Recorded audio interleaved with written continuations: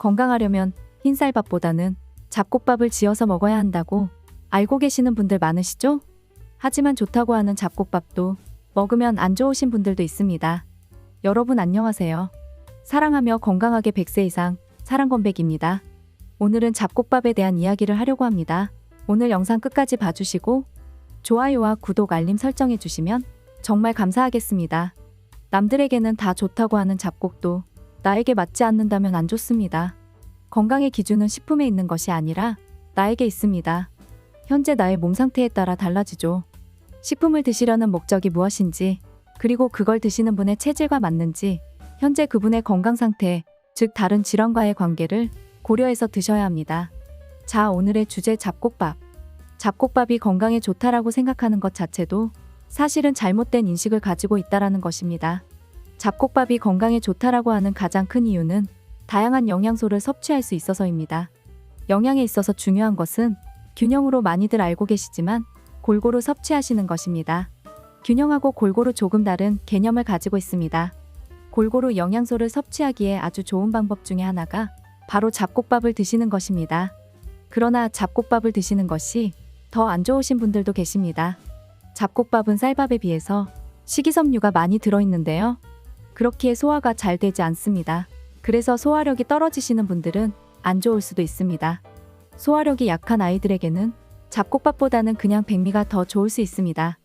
위염이나 위궤양 또는 장염과 같은 질환이 있으신 분들 또한 백미밥을 드시는 것이 훨씬 더 좋습니다. 나이가 들어감에 따라서 소화력이 약해질 수밖에 없습니다. 그렇기에 나이가 드신 분들도 가능하면 잡곡밥보다는 백미를 드시는 것이 속이 훨씬 더 편할 수 있습니다. 지금도 잡곡밥을 소화하시는데 전혀 문제가 없으신 분들은 그대로 잡곡밥을 드셔도 됩니다만, 잡곡을 드셨을 때 속이 좀 불편하시다 싶으시면 백미를 드시기 바랍니다. 이때 현미밥이 소화가 안 돼서 찰현미로 바꾸면 어떠냐 하시는 분들이 많이들 계시는데요. 찹쌀은 맵쌀에 비해서 소화가 잘 되는 편입니다. 찰현미를 드셔도 됩니다만 당뇨가 있으시다면 주의가 필요한 부분이기도 합니다. 그냥 쌀밥을 드시는 것보다는 찹쌀 현미를 드시는 게 좀 더 낫긴 합니다만, 그냥 현미밥보다는 혈당을 올릴 수가 있기 때문에 주의하셔야 합니다. 꼭 현미를 드셔야 하는 경우라고 한다면 현미의 비율을 조금 줄여서 드시기 바랍니다. 다음으로 주의가 필요하신 분들은 바로 신장이 안 좋으신 분들입니다. 현미와 같은 잡곡은 흰쌀에 비해서 이남량이 4배나 높으며, 검은콩의 경우에는 칼륨의 함량이 쌀밥에 비해서 10배 이상 높기 때문에 신장이 안 좋으신 분들은 고인산혈증이 나타날 수도 있고, 칼륨도 마찬가지로 신장이 나쁘신 분들은 잘 배출되지 못하기 때문에 고칼륨 혈증이 유발되는데요. 부정맥이 발생하게 되고 심한 경우에는 심장마비까지 이를 수가 있기 때문에 주의가 필요합니다. 심장이 안 좋으신 분들은 꼭 다니시는 병원에 먼저 문의를 해보시고 드셔야 하며, 칼륨의 경우는 채소에도 많이 들어있기 때문에 채소를 드실 때도 주의가 필요한 부분이 있습니다. 신장에 문제가 있으신 분들은 절대로 잡곡밥을 드시는 것은 피하시는 것이 좋고, 또 경우에 따라서 가능한 잡곡이 있을 수는 있기 때문에 꼭 병원에 영양 상담을 요청하셔서 전문가와 상담하신 후에 드시기 바랍니다. 간이 안 좋으신 분들도 신장과 마찬가지로 꼭 병원에 문의하시고 드셔야 합니다. 간 수치를 갑자기 급격히 높일 수가 있기 때문에 잡곡을 드실 때도 꼭 문의를 해보시고 드시기 바랍니다. 통풍이 있으신 분들도 주의가 좀 필요합니다. 잡곡 중에는 요산을 많이 생성하는 것도 있기 때문에 통풍이 있으신 분의 경우라고 한다면 드시던 잡곡만 드셔야 합니다. 예를 들면 현미를 비롯하여서 두릅이라든지 자몽, 키위, 콩나물, 두부 등은 건강식으로 잘 알려져 있지만 통풍이 있으신 분들은 가급적이면 피하셔야 할 식품이기 때문입니다. 그렇다면 잡곡밥에는 어떤 곡물들을 넣어 먹을 수 있을까요? 잡곡밥에 넣어서 드실 수 있는 것은 먹을 수 있는 거라면 넣으셔도 됩니다. 대표적인 몇 가지를 간략히 좀 소개를 해드릴게요. 현미는 현대인들에게 부족한 식이섬유를 제공하고 항산화 작용을 하는 폴리페놀과 다양한 미네랄이 풍부하여서 비만을 예방하고 독소를 제거할 뿐만 아니라 체내의 염분 제거 등의 효과가 있기 때문입니다. 다음 보리는 체내 독소를 제거하는 데 도움을 주고 혈액순환 개선과 노화 방지에도 효과적입니다. 또한 보리에 함유되어져 있는 베타글루칸은 혈당 조절은 물론 혈압을 조절하는 데도 도움을 주고 식이섬유와 비타민 B1, 비칼륨, 말란 등의 다양한 영양소들을 함유하고 있습니다. 수수는 소화를 촉진해주고 혈압을 조절해줄 뿐만 아니라 노화를 방지해주는 데도 아주 효과적입니다. 녹차와 비슷한 항산화 작용을 하는 카페인산과 쿠마린, 비타민 B1, 비칼륨, 칼슘 등의 다양한 영양소가 함유되어져 있습니다. 찹쌀은 피로회복, 노화를 방지해주고 혈압을 조절해주는 데 효과적입니다.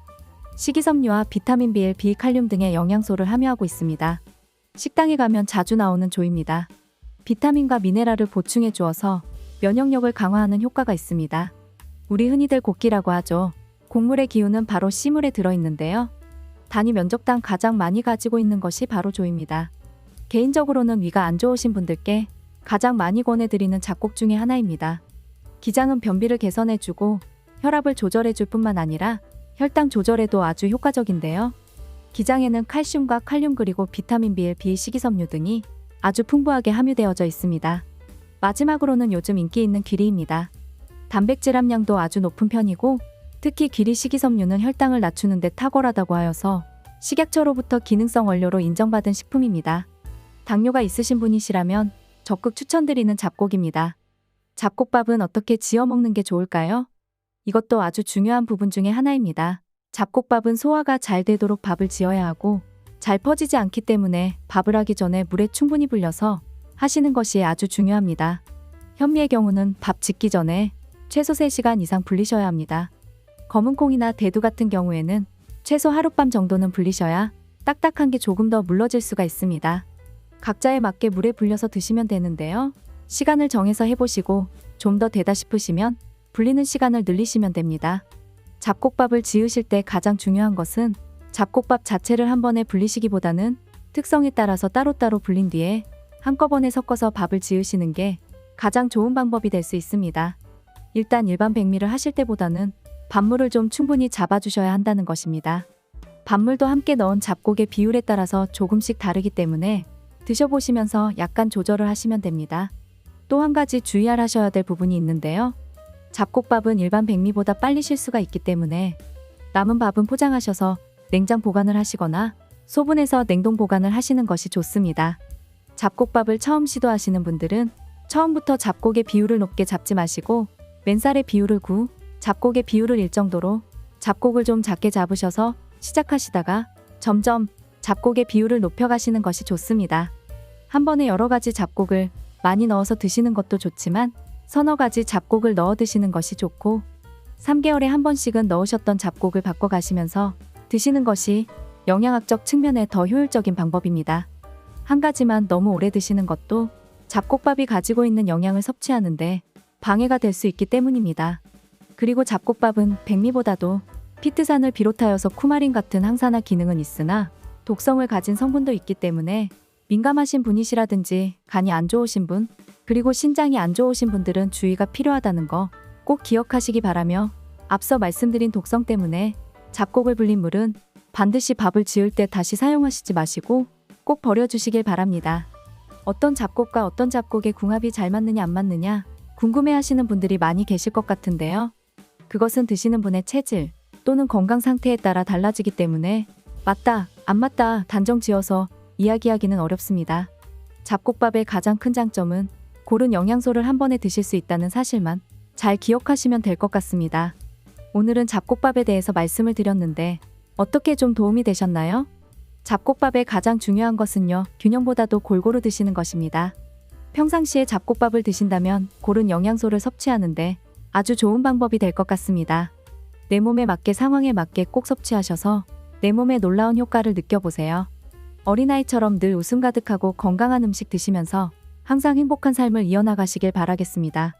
오늘의 내용이 도움이 되셨다면 좋아요와 구독하기 부탁드립니다.